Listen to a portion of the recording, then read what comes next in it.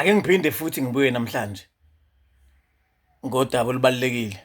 Eh ngiye ngikhawunte ngento ukuthi sengihlangane nawo kaningi kangakanani bese ngikwazi ukuthi ngiphinde ngixoxise nabanye abantu ngoba kusuke kusazoba khona abantu abasuke besazongena kuphi kuleyo nkinga.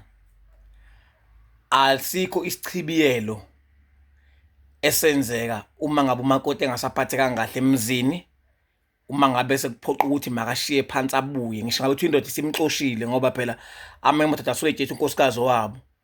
Yingakho nje eba nenkinga nje seshonile unkosikazi sekumele yongcwatshwa leyo ndoda kuphinde kuxolise kushwelezwe ukuze leyo ngane abantu ekwazi ukungcwatshwa. Osini esigcawini ngesintu labuza iphoyisa ukuthi njengoba ulawa uyamthanda na, waphuma laphana kulayini nesicephu sakhe wagqiza wafika wanikeza iphoyisa ladlala sazi noma kwezinye indawo kuyenzeka ukuthi befe benikeza iphoyisa. Ayikho idivoze lapho, akukho ukuhlukana kulapho. Into eboshwe emhlabeni yaboshwa nasezulwini. Ingakho ngisho umuntu uma ngabe enza iphutha waxosha umkakhe uthi uma efika nje kwelo babamkhulu befike bemqulisa icala lokuthi uphi umkakho. Uze sekuba nenkinga la ekhaya sekufa ngisho imfuyo sekuba nezingqinamba uma kuthi kuyobhekwa kwalabo bantu okuthiwa abamanga kutholakala ukuthi uthi ubhuti walapho noma uthi ubaba walapho ucela kubuyisa unkosikazi wakhe, uyabuzwa lapha phambili. So ngoba wayemxoshile akabuye ezekhaya unkosikazi yini kubuzakala inkomo ezayiphumela ukuthi kanti kahle kahle kwaphuma inkomo zethu la ekhaya zande umakoti sambone efika la ekhaya ngoba umnyama uphi pho. Jule kakhulu lento mhlasimpe into ezosiza abantu ake behambele ake beyihluphe ngokuhambela emakhaya kunemishado nje ngisho ngabe kuthiwa awukho kini kodwa awuzama ukuqaphela ngoba nawe kusazofica ukuthi kujule kangakanani uma ngabe kuthiwa kuyoganiswa. Ayonto encane kusuka nje kule mbuzi le okuthiwa yophaphe kuze kufike enkomeni yomncamo kuze kufike futhi kuphi ekhishweni kwengane. Asikho isichibiyelo esenzela umakoti uma ngabe sebuyile emzini. Uma ngabe abantu bekwazi ukubulala imbuzi bebika ingane yomuntu emsamo ukuthi nangu usibani bani osebuyile emzini akaphathekanga kahle indoda imxoshile sicela ukuthi la ekhaya lo muntu niphinde nimamukele useyingane la ekhaya ubuyile emzini ngoba umuntu owayehambe ngawo wamxosha ukuthi akasamfuni. Kuyiphutha elikhulu liphinda phinde kashuma ukubulala imbuzi ufake leyo ngane lapho kulelo khaya. Isuke lonto into engekho, leyo nto ayimukelekile, leyo nto leyo ayisoze futhi yaba khona.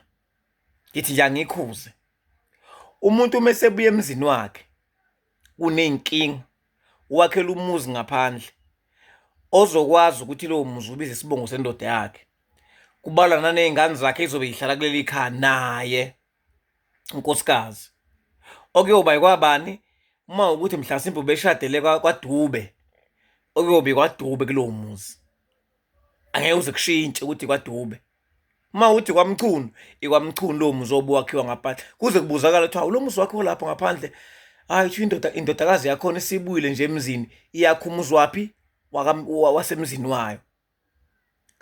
Ngale nkathi lowo muzi wakhiwa lowo muzi uyaboshwa lowana umyeni noma kanjani ukuthi kubuka lesiduphunga lesi ingane amathize okwakhela umuzi ngaphandle imxoshile sona noma ngisho ngathiwa kungaphansi kwaziphi izimo nezathu itho ngalikwamukela ukuthi unkosikazi axoshwe ekhaya.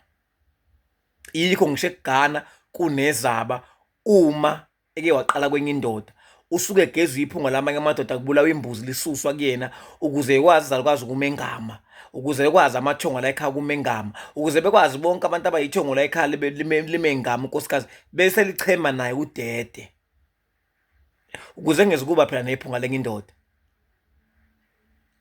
Ayikho imbuzi ebulawela umuntu obuye emzini thiwa kwenzela ukuthi leyo mbuzi leyo ibike lapho uthi useyongena leyo ngane nayibopha iphinde futhi ilotsholwe yoshada komnye umuzi nayibopha leyo mpilo leyo ngane kabi hayi kancane futhi.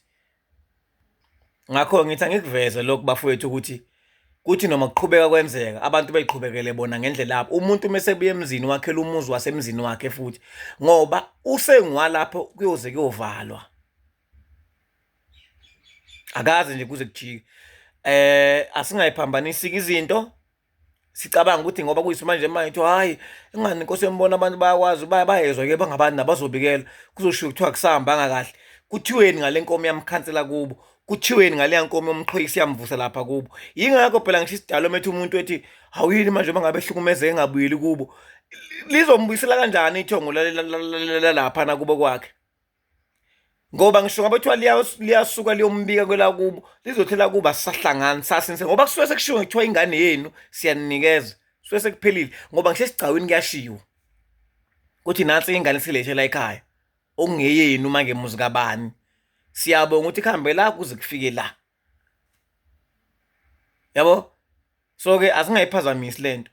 Ayikho into ewuchibiyela ukuthi unkosikazi kumele mangabe ukuthi useyahlukumezeka emzini uzobuyela ekhaya kubulawa imbuzi bese efakwe emsamo. Ayikho leyo nto leyo, asoze futhi ibe khona. Akuchibiyeleki ngokwesiZulu, ukucaca ngokwesintu akuchibiyeleki.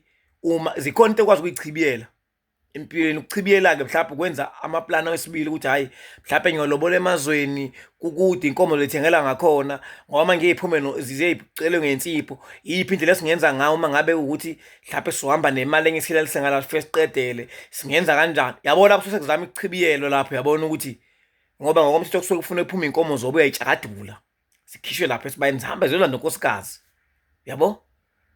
Akukho ukuchibiyela kunkosikazi osesinile esigcawini. Bekuyilokho ingane zakwethu. Ku-YouTube sikhona, ngiyabonga ngethuba.